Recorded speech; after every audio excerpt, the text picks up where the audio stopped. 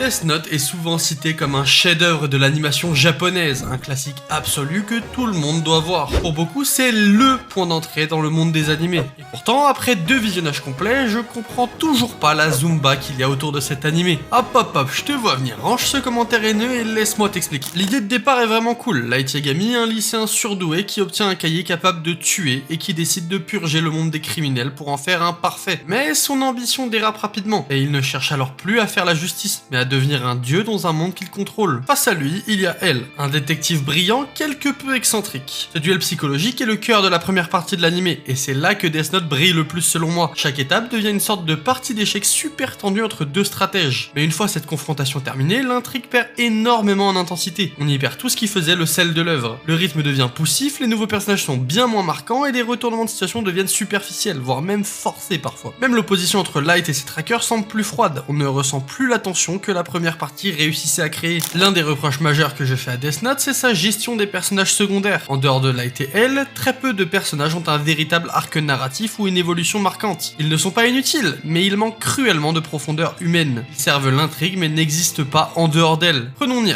censé être l'héritier intellectuel de elle. Il reprend l'enquête après sa mort, avec une méthode froide, calculatrice, voire même distante. Le problème, ce n'est pas qu'il soit différent de elle, c'est qu'il n'a aucune nuance émotionnelle. Il agit mécaniquement, avance avec une machine logique et ne développe aucune relation forte avec les autres personnages, ni aucun vrai conflit intérieur. Résultat, il est là pour remplir le rôle de elle, mais sans jamais faire oublier ce dernier. Son arc manque d'intensité, de poids dramatique et surtout de fragilité humaine. Il est réduit à un outil narratif, un substitut froid presque fonctionnel qui n'apporte rien de vraiment nouveau. Et c'est un problème global, même les autres membres de la Task Force ou des figures importantes comme Mikami ou Takada sont sous-traités. Ils existent pour faire tourner l'histoire, pas pour porter un vrai regard sur ce qui se passe, ni même pour enrichir le récit par leur vécu. Death Note s'intéresse à deux cerveaux et néglige tout ce qui pourrait les entourer. Malgré les apparences et le nombre d'épisodes, Death Note n'est pas si rapide que ça. Les nombreuses scènes de monologues, qu'ils soient internes ou externes, sont parfois étouffantes et cassent le rythme du récit. C'est certes une signature de style de l'animé, mais à force ça devient vite répétitif. La perte de tension s'en fait ressentir, comme si tout était trop expliqué. Au lieu de laisser place à l'intuition du spectateur, on lui prend la main pour que tout soit limpide.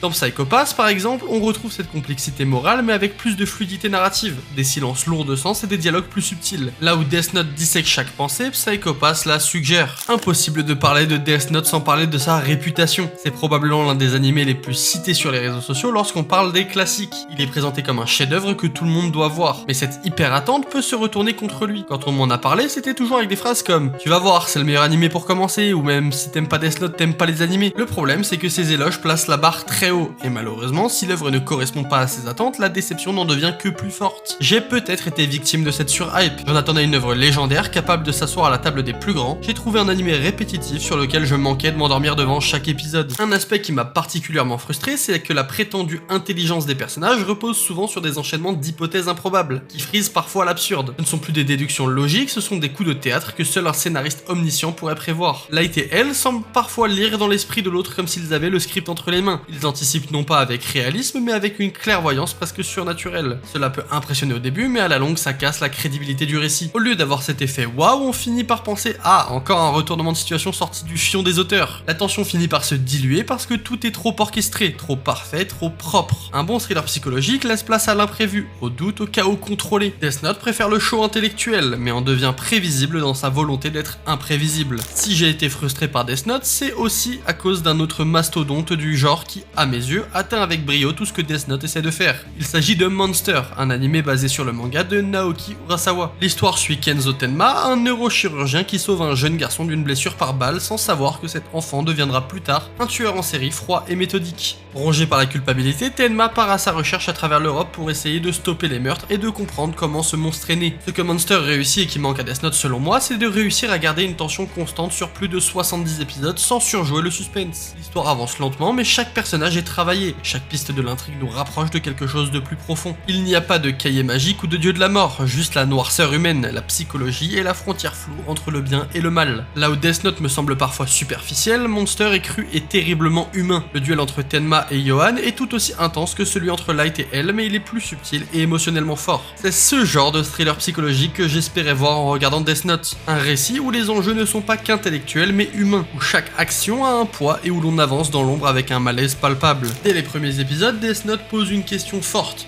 Jusqu'où peut-on aller au nom de la justice ? Thématique puissante, universelle, qui aurait pu nourrir une réflexion éthique passionnante. Mais elle reste au final maltraitée, voire évitée. Light commence avec des intentions nobles, mais très vite, il agit par orgueil, par domination, voire même par pur ego. Tant l'anime ne tranche jamais clairement. Est-ce un récit d'ascension tragique, une critique du pouvoir ou une glorification du surhomme? Le fait que Light devienne monstrueux sans que l'œuvre ne s'arrête vraiment sur les conséquences humaines de ses actes laisse un goût étrange. À force de se focaliser sur l'affrontement cérébral, Death Note passe à côté de sa propre matière morale. Il aurait pu déranger, choquer, interroger, mais il préfère briller. Death Note est une œuvre très froide, ce n'est pas un défaut en soi, mais quand il s'agit d'une série sur la mort, le pouvoir, la manipulation et la solitude, on pourrait s'attendre à plus d'émotion, plus d'humanité. Mais rares sont les moments où on ressent quelque chose de sincère. Les morts s'enchaînent, mais le récit ne prend pas le temps de les faire peser. Les dilemmes moraux sont posés, mais pas vécus. Les personnages souffrent, mais à distance. Même Light, malgré tout ce qu'il traverse, n'évolue jamais intérieurement. Il devient de plus en plus cruel, mais pas plus complexe. Il est pensé pour le suspense et la stratégie, jamais pour la vulnérabilité. Death Note oublie que les plus grands thrillers ne sont pas seulement brillants, ils sont aussi humains. Un autre point qui me dérange profondément dans Death Note, c'est la manière dont les personnages féminins sont traités. Non seulement elles sont peu nombreuses, mais lorsqu'elles sont présentes, leur rôle est souvent réduit, secondaire ou humiliant. À aucun moment, elles ne tiennent une place réellement centrale ou valorisante dans l'intrigue. Prenons Misa Amane, elle a un potentiel immense, elle possède les yeux de Shinigami, devient le deuxième Kira, est prête à tuer et à mourir par amour. Mais malgré cette force scénaristique, elle est écrite comme une caricature, naïve, dépendante, aveuglée par son obsession pour Light, qui lui la traite comme un outil. Et ce traitement ne s'améliore jamais, à aucun moment elle n'évolue, ne s'émancipe ou ne reprend le contrôle. Même Sayu, la sœur de Light, aurait pu être un levier émotionnel fort. Son frère devient un tueur de masse, ses parents sont impliqués et elle-même est utilisée comme otage. Mais là encore, elle reste une figure passive sans aucune réelle répercussion sur l'intrigue ou la psychologie de Light. Et que dire de Naomi Misora, la policière prometteuse ancienne du FBI? Introduite comme une femme brillante, elle comprend immédiatement qu'il y a quelque chose de louche chez Light.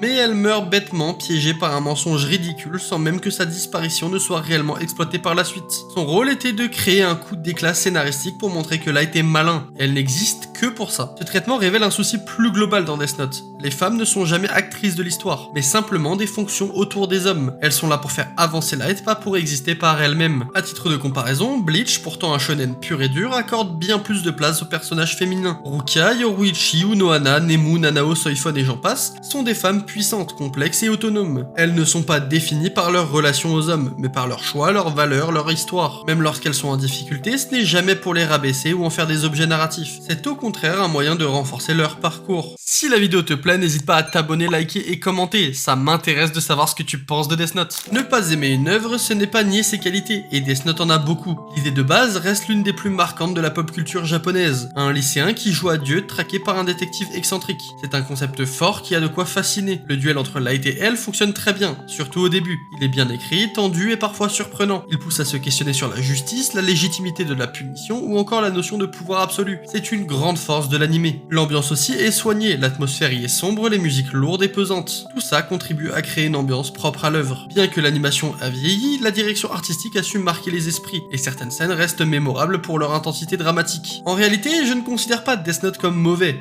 mais malgré toutes ses qualités, il n'a jamais su m'impliquer émotionnellement. Je suis resté spectateur sans jamais ressentir les frissons que d'autres œuvres m'ont apportés. Ce n'est pas la faute de l'anime en lui-même, mais tout simplement une question d'affinité. Death Note a beau être une œuvre importante, elle ne peut pas plaire à tout le monde, et c'est normal, tout comme mes œuvres préférées peuvent ne pas plaire à certains. Les goûts évoluent et les sensibilités diffèrent. Et surtout, contrairement à ce qu'on entend sur les réseaux, ce n'est pas parce qu'un animé est adulé par la critique et les gens qu'il doit forcément nous parler. L'art n'est pas fait pour plaire à tous, il existe pour nous faire ressentir des émotions, qu'elles soient positives ou négatives. Et en ça, Death Note est définitivement une très bonne œuvre d'art.